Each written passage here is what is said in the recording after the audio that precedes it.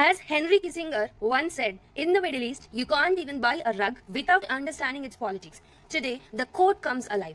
Iran, Israel.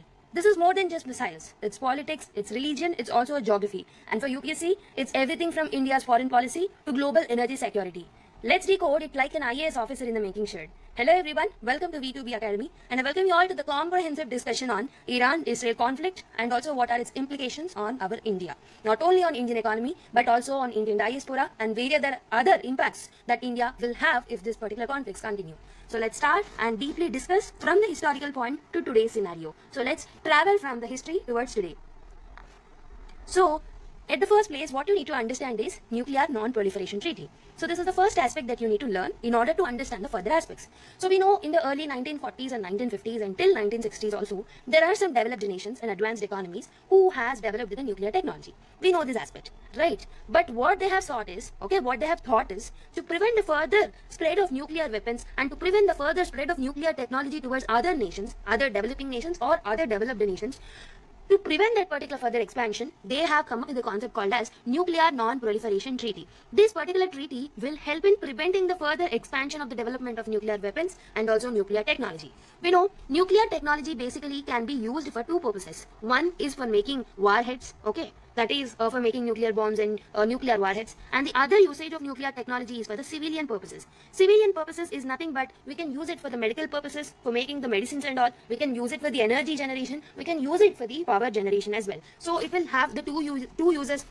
Basically, nuclear technology is a dual use technology. One use is for the civilian purposes and other use is for the military purposes. So in order to avoid this military usage of the nuclear technology, if the nuclear technology further spreads, definitely that can devastate the world. So in order to stop or in order to prevent this particular further spread, to promote the powerful use of nuclear technology or nuclear energy, Nuclear Non-Proliferation Treaty was signed. It was bought by developed nations like USA and UK. Almost 191 countries have signed this particular non-proliferation treaty, but India rejected. India rejected it because there are advanced countries which already possess the nuclear technology, and it will be an injustice on other countries to stop the possessing or to stop the spread of nuclear technology. So India felt it as an injustice towards it. So because of that, it did not sign the non-proliferation treaty. And India, we know, India is in a location where it has a threats from Pakistan, where it has a threats from Bangladesh. Now, as of now, we have threats from Bangladesh. However, we are good friends in the past, but we will have a threat from China and all. So in order to prevent this particular threats, as China already was a nation of the developed, so China is also a part of the developed nations which already developed the nuclear technology. So in order to prevent or in order to protect ourselves, definitely we also required the nuclear technology. Even the Pakistan did not join the non-proliferation treaty, and it also tested the nuclear technology publicly, like India does.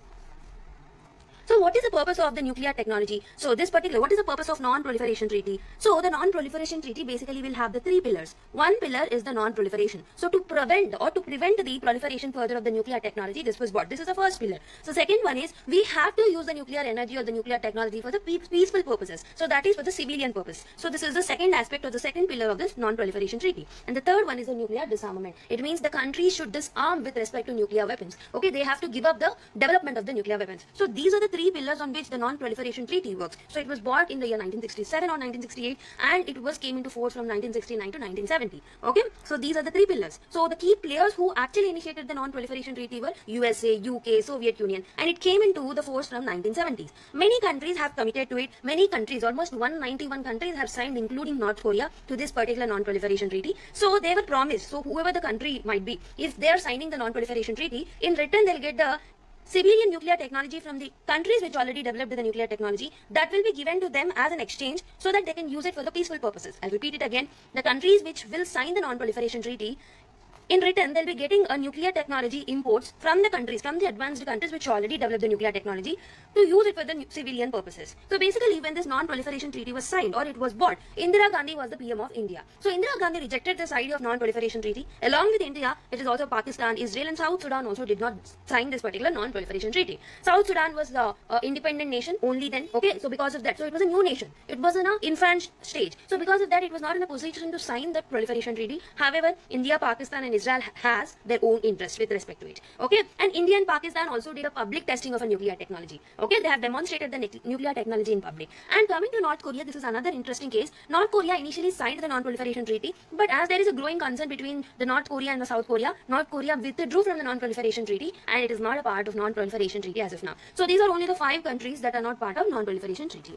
So let's see. So you have understood about non-proliferation treaty now. So India is not a part of it, and what's the purpose of it is also something which you got to know. Now let's see the background of Iran. So let's see the history of Iran so that you can understand how there is a relationship between the Iran and NPT. So what was the relationship between the Iran and Israel and Iran and USA? So let's see the relationship of them in the past so that you can understand today's context and today's conflicts and today's war. Okay.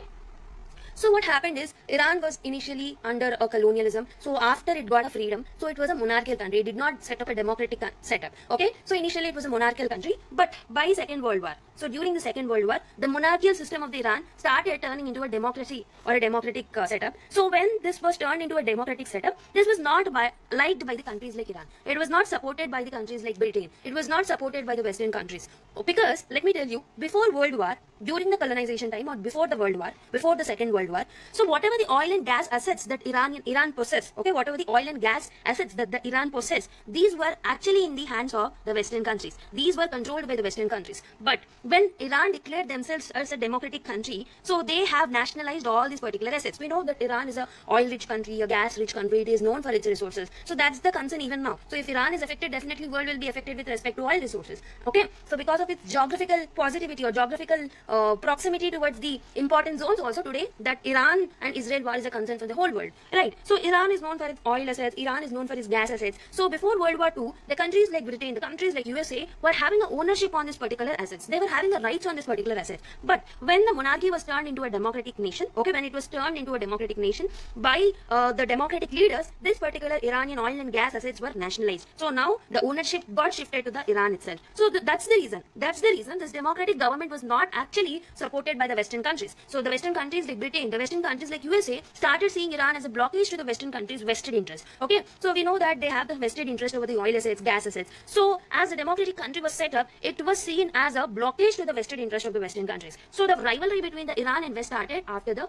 World War II. Okay, this was a back-end story till now. And coming to 1953, what happened is USA did not like the methods or the steps that were taken by the democratic government. So it was not in the favor of US vested interests. So in 1953, USA wantedly carried out the regime change in the Iran because it was not liking the democratic setup. So the democratic setup was not pro-USA. So that's the reason USA wantedly carried out a regime change. So what it has done, it has taken a help of America's intelligence agency, and it helped or it led to the change in the regime of the Iran. So now the democratic ideals got changed. A well-planned attempt that was done by USA led to the change of the democracy towards the monarchy. Again, the monarchical system came into effect in the Iran. So the then PM, the Mohammad Masadi, okay. So during this particular regime change, the PM was Mohammad Masadi. He was kicked out of the country. So because of the US tactics that were played in the back end, okay, US was playing all the tactics on the back end. So it was actually leading to the regime change in the Iran. So because Iran under the democratic setup was not pro-US, only because of that reason, US was playing all these particular tactics. And coming to the monarchical setup now. So after 1953, during the regime change, the democracy was turned into a monarchy. Now a Pahlavi dynasty was set up. So Pahlavi dynasty was a puppet of USA. Again, USA and Iran relationship got strengthened because of this Pahlavi dynasty, because it was acting more like a mere puppet to USA. Okay. So from 1953 towards the 1979, so the Shah of Iran, the monarchical ruler, the Shah of Iran, committed to the non-proliferation treaty. During this period only, during 1968 and 1970, between this period, non-proliferation treaty was formed.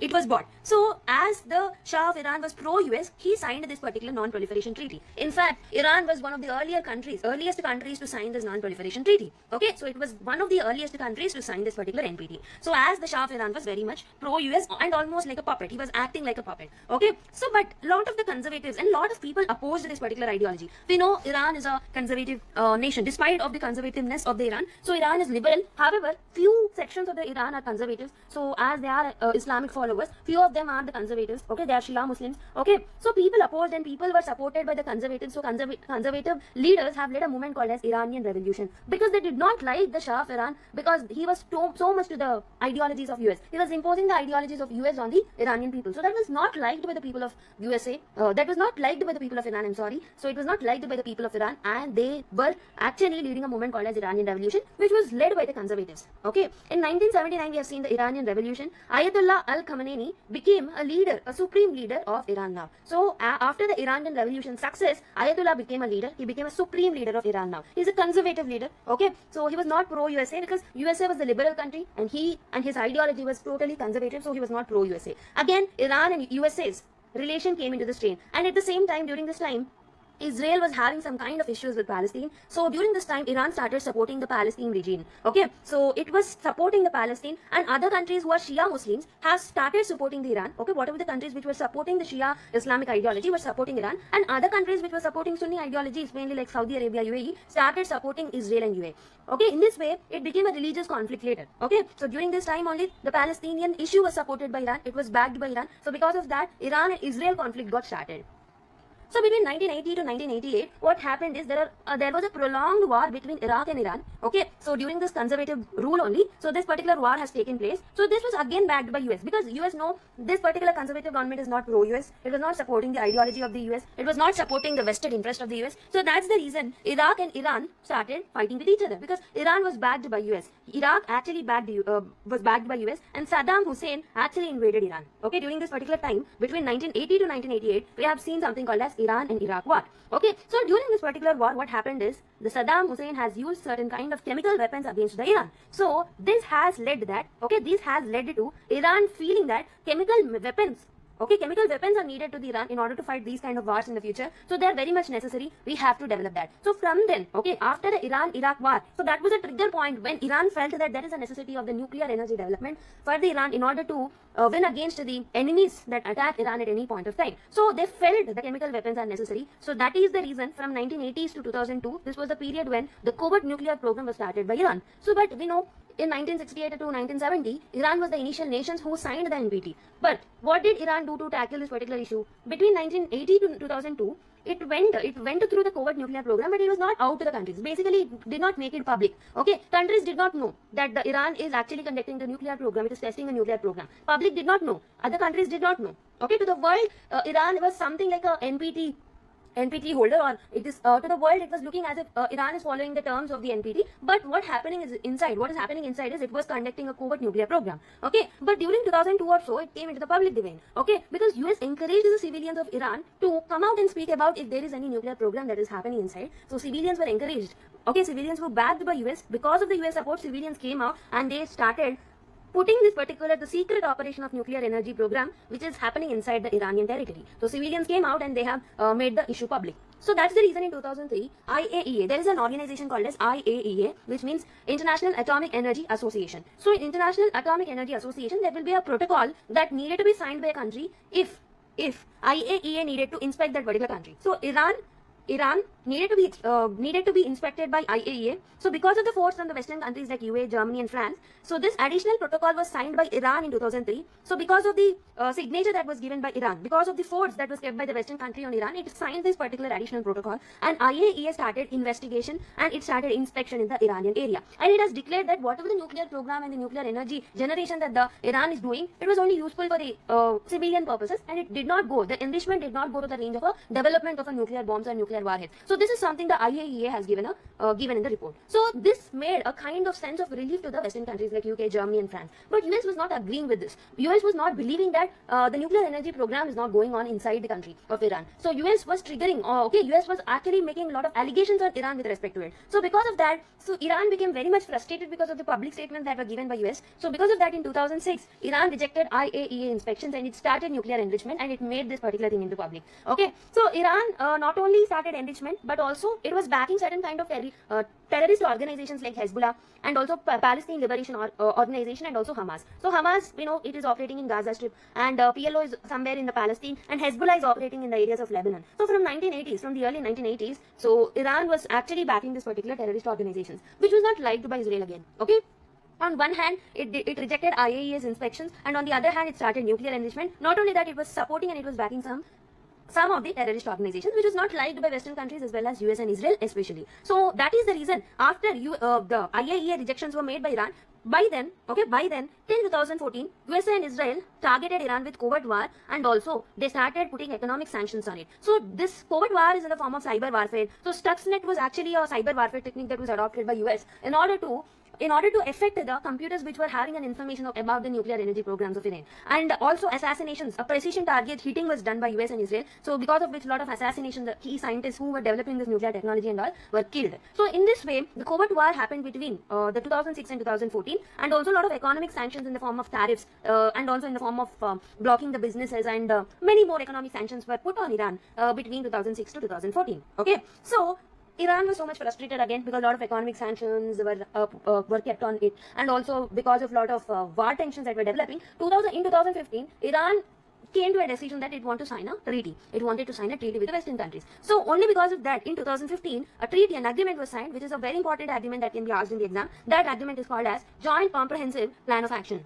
So this is also called as JCPOA. Okay, so this JCPOA is nothing but Joint Comprehensive Plan of Action. This was signed between whom? So this was signed with Iran, with the developed nations like P5 countries along with Germany and European Union have signed it with Iran. So Iran agreed that it will stop the enrichment of the uranium, it will stop the development of the nuclear technology. Whatever the stockpile that was already developed will be handed over to these particular countries, and it will start using the nuclear energy for the civilian purposes only. So this is something that the Iran has promised through the JCPOA. So this has made a kind of relief. It has brought a sense of relief to India, because on the one hand Israel is very important to India, on the one hand USA is very important to India, on the other hand Iran is also very important to India. So when this war was taking place, so because of the tensions between these particular countries, so there was a kind of diplomatic pressure that was held on India, and also India is heavily dependent on oil and gas from the Iran, and also India is also dependent on defense technology from the Israel, and we know USA and India's relations are very, very good. So because of these tensions, because of the diplomatic pressure, so India was suffering till 2015, but JCPOA, this particular agreement has brought a sense of relief to India during this 2015.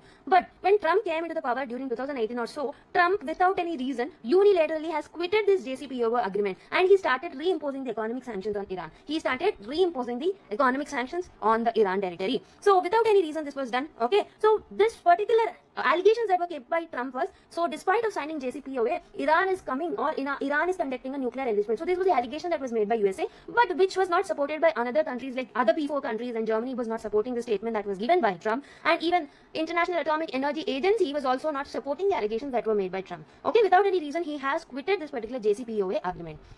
So because of that, from 2018 to 2022, almost US and Iran tensions grew up. So during USA, that is during the Trump time or during the Trump rule, the precision airstrikes were happening again. So the war was taking place. Oh, kind of war. Okay, it's not a perfectly war, but the precision attacks were conducted by US on the Iranian territories. So because of this, the tensions rose. And also at that particular point of time, also there was a war kind of vibes that people were getting. Okay, but because of the change in the regime of the USA when Biden came into the power, and because of the other issues like Ukraine, Russia, and Israel. Other particular issues in the West Asia because of the Israel and because of the Gaza and because of the Russia and Ukraine war. So as the other tensions rose up, this particular US-Iran tensions gradually declined between 2018 to 2022. So basically between 2020 to 2023, 2020 to 2023, attempts were made by Iran as well as USA to revive JCPOA. But the attempts were failed lot many times. So during 2003, what happened we know. So October 7 attacks were taken place, right? So the Hamas was actually targeting the areas of Israel during October 7. We know Israel and Hamas were started during that particular time only. So Hamas was backed by Iran. Hamas was supported by Iran during this particular terrorist attack. We know on October 7, whatever the attacks that has taken place during 2023, more than 1,000 civilians were killed in this particular attack. Okay, as Hamas attacked this particular civilians, so the war has broken up. Israel started attacking the Palestinian areas, the Gaza Strip areas, and a lot of attacks were happening, and the war was still continuing. Recently a peace deal was about to sign, but yeah, so that was triggered by again Iran. So Iran was a kind of back-end support for the Hamas, and not only for Hamas, later when the Israel was attacking other areas like Lebanon, Yemen and Iran, so the Hezbollah group or Houthi groups were also supported by Iran. So Iran was backing all the terrorist organizations which were against the Israel. So it was a trigger point again. Israel started disliking this particular intention of Iran in the back end.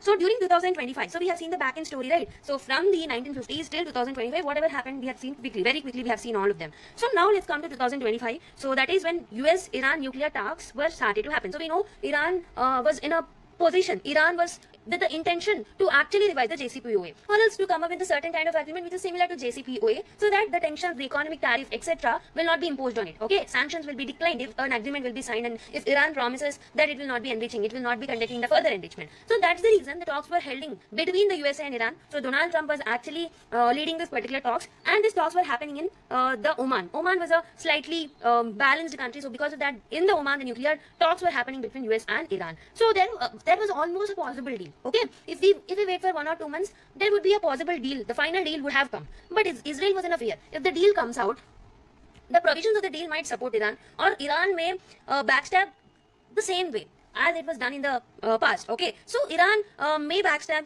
or Iran may get a positive provisions from this particular deal, because of which it may continue the nuclear enrichment further. So Israel was lot of scary. Okay, Israel was not feeling good with respect to this particular decision. So Israel, because of that, it has attacked the Iranian nuclear facilities. Despite of the talks were continuing, Iran was attacked. Iran nuclear facilities on one fine night were attacked by Israel. Okay, in June 2025, on June 13, it was attacked. We know this event has taken place in the recent past. Okay. So, which particular places were attacked by Israel in Iran? So, a lot of precision strikes were done, lot of leadership like nuclear scientists and researchers were killed. Okay, precision strikes were also happened.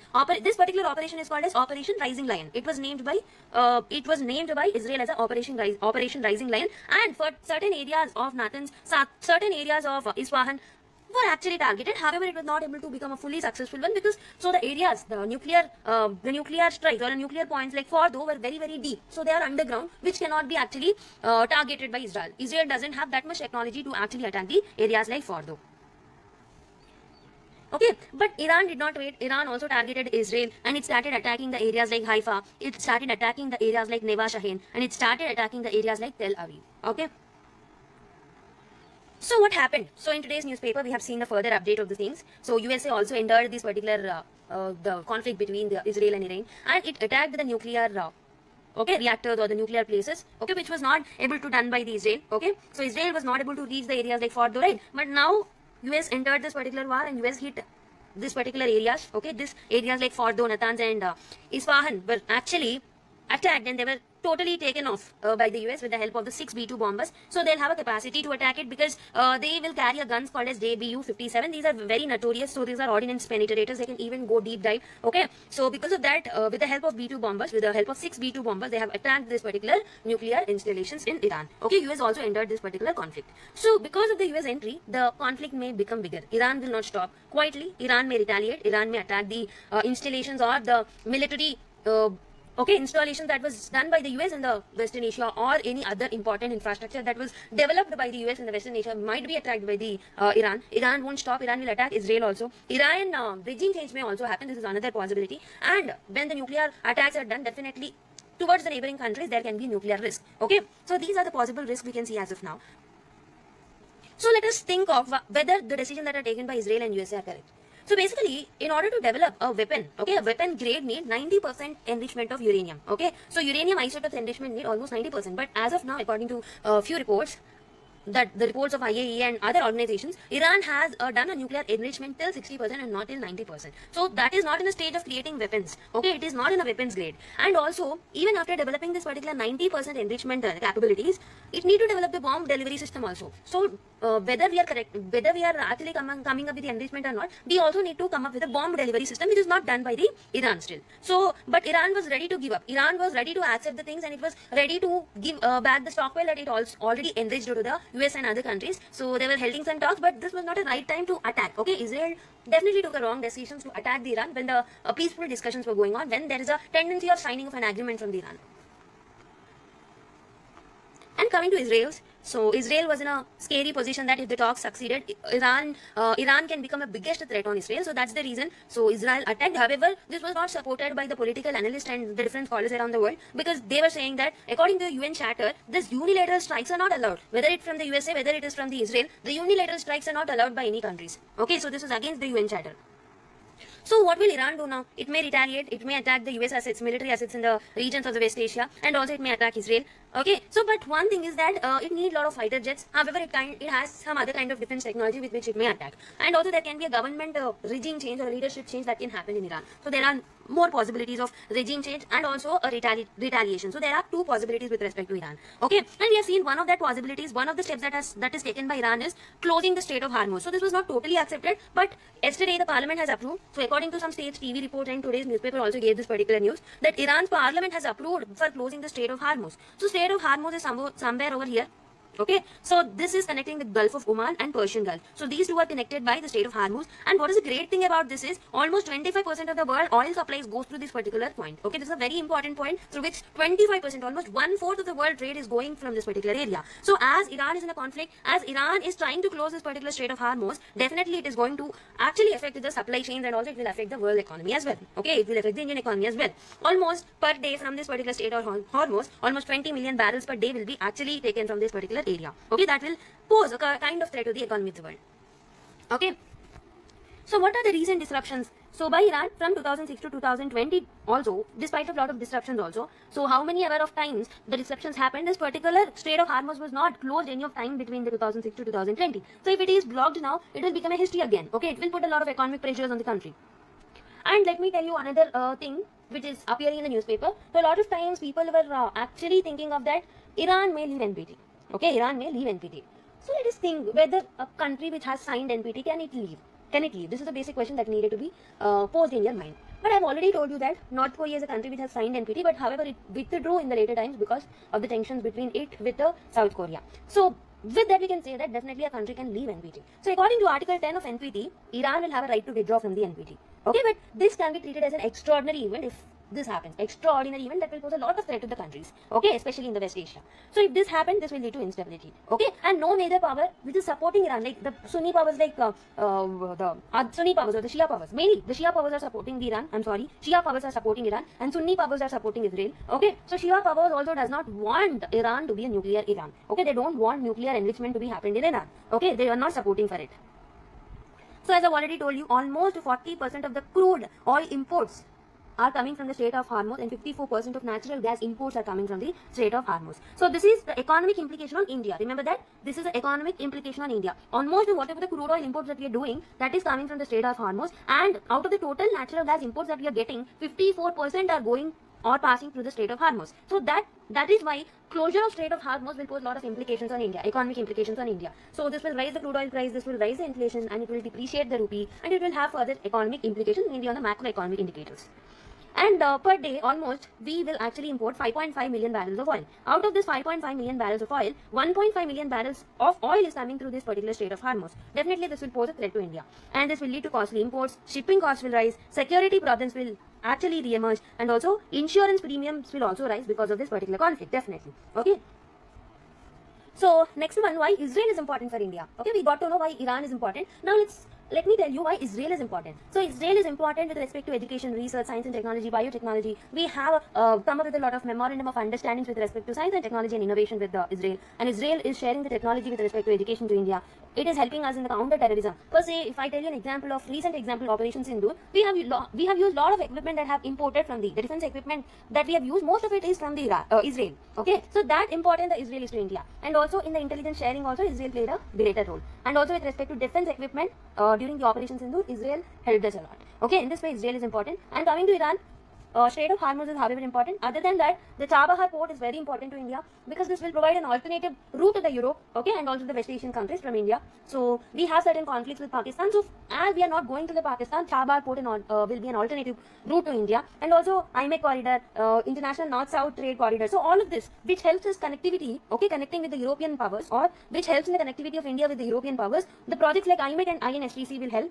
In these particular infrastructure projects, Iran is also a part. Okay, so in that way, Iran is also important to us. And coming to Strait of Hormuz, as I've already told you, the 45% of the gas imports are coming from this particular area, and more than 50% oil imports are also coming from this area. So in that way, Strait of Hormuz is also very important.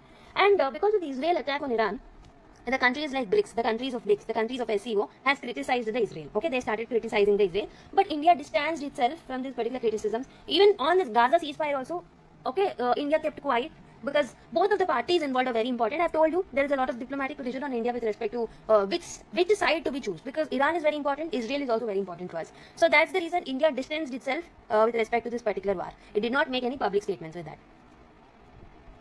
And during this particular issue, there is another issue that got popped up in the newspapers. So that is with respect to US and Pakistan ties. So during the Operation Sindhu, during the Operation Sindhu peace talks also, okay, however, India is not agreeing that the US has mediated the peace deal between India and Pakistan. However, the Pakistan is supporting this particular statement. Pakistan is actually nominating, it want to nominate actually the Trump. Okay, it is giving the credits to Trump that Trump should be getting the Nobel Peace Prize. Pakistan is supporting Trump and giving the public statements that Trump is a worthy person to get the Nobel Peace Prize. So this is something that Pakistan is telling. So in this way, we can see that there is a slight tilt of Pakistan towards USA and USA still towards the Pakistan. Okay, so India is getting a distance. It is getting distance itself from the Pakistan. So we know recently what happened. Our Prime Minister, Honorable Prime Minister Narendra Modi has visited Canada with respect to G7 talks. We know in the past our relation with Canadian people or the Canada, it was in a strain, we know. But because of the regime change in the Canada, again the Canada-Indian relations are getting strengthened. So the Prime Minister Narendra Modi was invited by the Canadian Prime Minister to Canada during the G7 talks, despite of India not being the member. So when the Prime Minister of India, that is Narendra Modi, went to Canada, so after the Canada talks, when he was returning to India, so Trump has invited Narendra Modi for the dinner, for the talks and all. Okay, but Narendra Modi has rejected that. He has a further schedule. He has to visit Odisha and all. So he rejected the invitation that was made by the Trump, and Trump told that, even that particular time, Trump told that he is the reason for the peace talks between India and Pakistan. But India rejected that. Narendra Modi has rejected that particular statement because India will always believe that there should be a peaceful resolutions between the countries with respect to, if there is any bilateral talks, if there is an issue between two countries, so India will always strive for the bilateral talks. It will not allow the third country to enter into this particular talk. It will actually strive for the peaceful coexistence and the bilateral negotiations only, and not the multilateral negotiations with respect to the issue of the Indian, okay, issue of the land, which is with respect to India. Okay. So what happened is, so Pakistan Army Chief Asim Munir, he has he was called by, he was invited by Donald Trump to the White House. So he went to the White House, and there might be a reason behind that. So if there is a full-scale invasion on Iran, so Pakistan need to support. Okay, so definitely Strait of Hormuz will be blocked by Iran. The other route that will be possible is through the Pakistan. So that might be a reason why Trump has called the Munir for the meeting. Okay, if Munir accepts, definitely the USA-Pakistan relations will get strengthened up. So that will be a biggest threat to India. Okay, that is another problem. So coming to Indian diaspora, there are almost 10 million people who are living in West Asia, and 40% of India's remittances are coming from the West Asian region, not Iran or especially Israel. But if I am counting the total West Asia, almost 40% of remittances are coming from here, and $170 billion trade is coming from the West Asia. And also a sign of relief is only 10,000 people are staying in Iran, and only 25,000 Indian diaspora are staying in Israel. And that too during the war. So as the construction sector was hit in Iran, so it was actually striving for the cheap labor. So because of that, Indian laborers went there to work in the construction sectors. So India and Israel has signed the agreement to send, okay, India has agreed to send the labor to Israel for working in the construction sector, and also to come up with the elderly care and other services. So because of that, almost 25,000 people are staying in Israel. However, only 10,000 people are staying in Iran. Okay, however, Indian diaspora is staying over there. So that will hit economy, and also that will hit the people-to-people ties also. The particular conflict have a influence on this particular, okay, negative influence on this particular Indian diaspora as well. Okay, so in order to bring back the Indian diaspora or the Indian people from these areas near to West Asia or near to Iran, so we have requested Iran. Okay, so Iran has opened up the airspace for us, not only for us, but for other few nations also. India, Iran has opened the airspace, and it has kept this as an exception, and it started evacuating the people of India who are staying in Iran. Okay, and also India has requested with respect to the people of Sri Lanka and with respect to Nepal also. So Nepalian citizens, Sri Lankan citizens, and Indian citizens were evacuated to the neighboring countries. Okay, so in this way, they were actually shifted to the safer places, and this particular operation that was conducted by India is called as Operation Sindhu. So during this particular attacks, okay, during the attacks between the Iran and also the Israel, when Israel was attacking Iran, so there is a small region. Okay, there was a small region that is called as Taba. So this is the region called as Taba. So during this particular issue, few Indians actually crossed Taba. Okay, Taba is a land port. They have crossed the this particular land port, and Indian government has also rescued the people who actually crossed this Taba port and who went to this Egypt area. Okay, so those people were also rescued by Indian government. Okay, Indian embassy rescued them as well. So Taba land port is in Egypt. Remember that.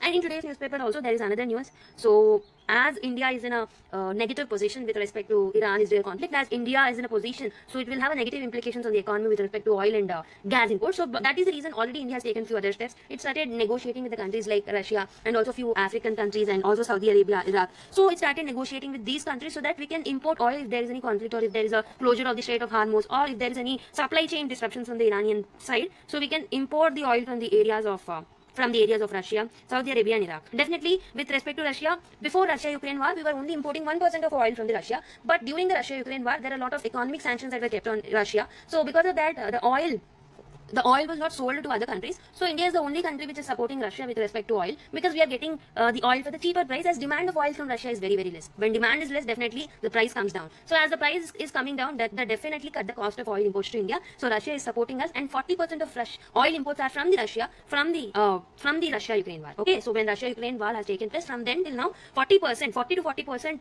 44% of the oil import is coming from the Russia, and Russia has also accepted to increase the oil imports now if there is any closure of Strait of Hormuz or if there is any supply chain disruption from the Iranian side. So India has already taken few steps with respect to that. So that has come in today's newspaper. So that is about this particular thing.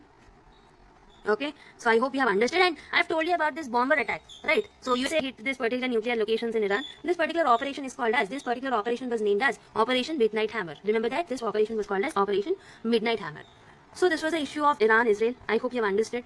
Okay, we have started with NPT. We have seen the purpose of it. We have seen the background of Iran. Okay, the historical relation of Iran with USA and also Iran with Israel.